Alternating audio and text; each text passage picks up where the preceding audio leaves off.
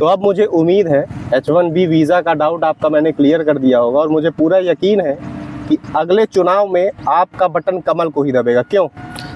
एकदम नहीं दबेगा भाई। क्यों नहीं दबेगा भाई ये एथेनॉल का नाम सुने हो? आजकल जो पेट्रोल में लोग मिक्स कर दे रहे हैं एथेनॉल, उससे गाड़ियाँ सीज हो रही है। ये किसकी गलती है बताओ? नागरिकों पे अत्याचार हो रहा है कि नहीं? बिना बताए 20% एथेनॉल मिला दिया जा रहा है।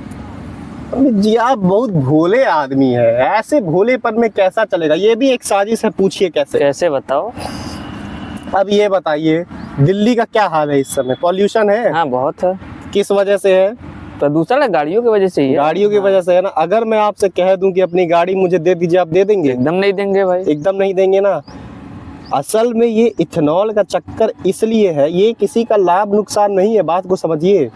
गाड़ियां डैमेज होगी तो आदमी इलेक्ट्रिक गाड़ी लेगा, पॉल्यूशन दूर की सोच है। आप सोचिए। अच्छा बात को आप अभी समझ ही नहीं पा रहे हैं। नहीं, थोड़ा थोड़ा समझ रहा हूँ। थोड़ा थोड़ा आप समझ रहे हैं ना। ये सब चीजें बहुत जरूरी है, क्योंकि जब घी सीधी उंगली से नहीं निकलती है तो कैसे निकलती है? टेढ़ी करनी पड़ती है उंगली। टेढ़ी हो गई उंगली। अच्छा। अब दुख क्यों हो रहा है आपको? ओहो, तो अगले चुनाव में दबेगा कि नहीं दबेगा? अब तो दबाना पड़ेगा भाई। बस, तो फिर दोस्ती हो गई अपनी। बहुत